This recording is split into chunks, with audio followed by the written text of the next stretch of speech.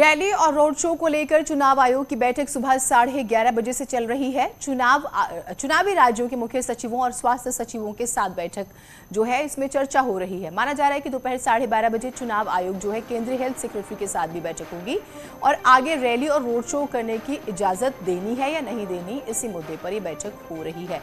आप जानते हैं 5 राज्यों में चुनाव है। एक बात, दूसरी बात यह कि कोरोना किस तरह से बढ़ रहा है, रोजाना मामले अब 3 लाख के पार आ रहे हैं।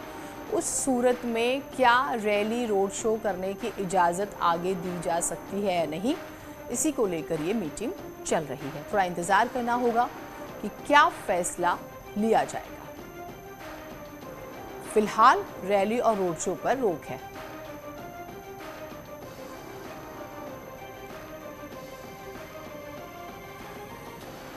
तो चुनाव आयोग की बैठक का हम जिक्र कर रहे हैं। रैली और रोड शो होने चाहिए या नहीं होने चाहिए, क्योंकि आप जानते हैं रैली हो या फिर रोड शो हो, हजारों की संख्या में लोग पहुंचते हैं। उस लिहाज से कोरोना का संक्रमण तेजी से बढ़ सकता है।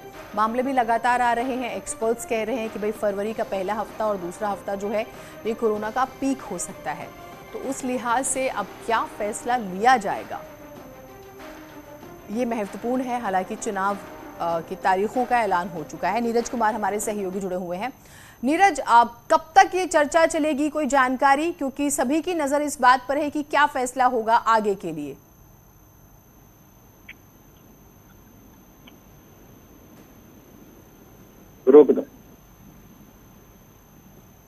नीरज, आप मेरी आवाज सुन पा रहे हैं? तो मेरा सवाल आपसे ये है कि ये बैठक अभी कब तक संभावना है कि चल सकती है, क्योंकि सभी इस बात पे नजर गड़ाए बैठे हैं कि क्या आगे रैली रोड शो होंगे या इस पर रोक बरकरार रहेगी?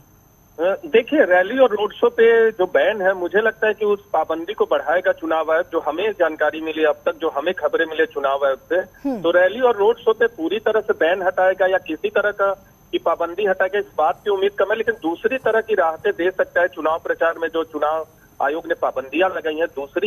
पहला आपका सवाल था कि कितनी देर बैठक चलेगी। देखिए, 2 बैठक है। पहली बैठक में मुख्य चुनाव अधिकारी, 5 चुनावी राज्यों के जो मुख्य चुनाव अधिकारी होते हैं, चुनाव आयोग के नुमाइंदे होते हैं, वो शामिल हैं, मुख्य सचिव शामिल है और चुनावी राज्यों के हेल्थ सेक्रेटरी शामिल है। उस बैठक के बाद केंद्रीय हेल्थ सेक्रेटरी के साथ बैठक होगी चुनाव आयोग की और उसके बाद चुनाव आयोग पूरा खाका तैयार करेगा कि कहाँ छूट दी जानी चाहिए, कहाँ नहीं दी जानी चाहिए। लेकिन रैली और रोड शो पे पाबंदी हटेगी। अभी 2 दिन पहले जब हमारी चुनाव आयोग के एक वरिष्ठ अधिकारी से बातचीत हुई थी, उन्होंने ऑफ रिकॉर्ड जानकारी दिया था कि रैली और रोड शो पे पाबंदी बढ़ने के आसार है, कुछ दिनों के लिए और बढ़ा सकता है, लेकिन कुछ दूसरी छूट देने पर विचार चुनाव आयोग जरूर करेगा।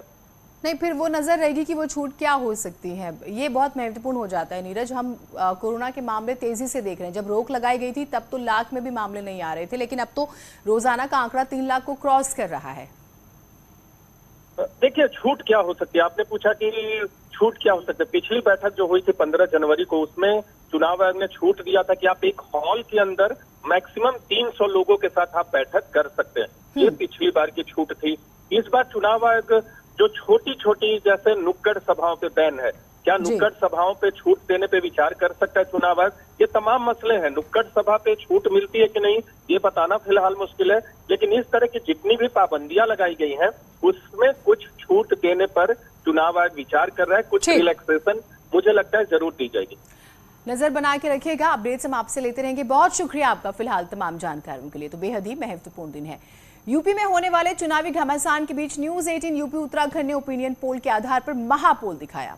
इस महापोल में एक बार फिर से यूपी और उत्तराखंड में बीजेपी की सरकार बनती हुई दिखाई दे रही है। दिखाते हैं आपको।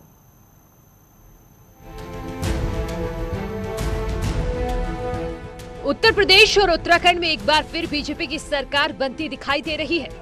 न्यूज 18 ने उत्तर प्रदेश और उत्तराखंड के बाकी ओपिनियन पोल के आधार पर एक महापोल सर्वे किया, जिसमें सीएम योगी की लोकप्रियता बरकरार है।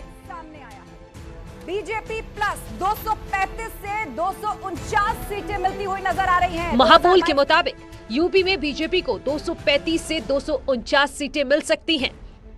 यानी यूपी में बीजेपी के खिलाफ सरकार विरोधी लहर नहीं दिखाई दे रही है। वहीं अगर विपक्षी दलों की बात करें तो यूपी में एसपी को 137 से 147 सीटें मिल सकती हैं। बीएसपी सिर्फ 7 से 13 सीटों तक सिमट सकती है और कांग्रेस को सिर्फ 3 से 7 सीटों का अनुमान है। यानी साफ है, महापोल के मुताबिक यूपी में पहली बार कोई सरकार और सीएम रिपीट होगा और एसपी दूसरी बार लगातार विपक्ष में बैठ सकती है। महापोल के आंकड़ों के मुताबिक सीएम योगी अभी भी वोटर्स की पहली पसंद बने हुए हैं, क्योंकि भ्रष्टाचार के खिलाफ योगी के एक्शन को पसंद किया जा रहा है।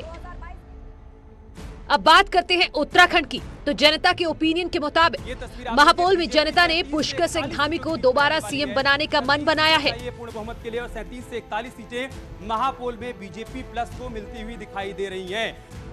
पुष्कर सिंह धामी उत्तराखंड के दोबारा सीएम बन सकते हैं। न्यूज 18 पर दिखाए गए महापोल में उत्तराखंड में बीजेपी को 37 से 41 सीटें मिल सकती हैं। यानी उत्तराखंड में भी महापोल से साफ है कि धामी के खिलाफ सरकार विरोधी लहर नहीं है। यानी उत्तराखंड में भी जनता को डबल इंजन की सरकार पसंद है। अगर बात करें विपक्ष की, तो अब की बार उत्तराखंड में कांग्रेस के अलावा आम आदमी पार्टी ने भी ताल ठोकी है।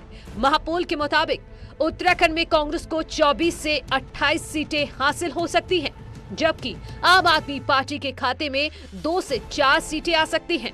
यानी यूपी और उत्तराखंड में एक बार फिर बीजेपी की पूर्ण बहुमत की सरकार बनती दिखाई दे रही है।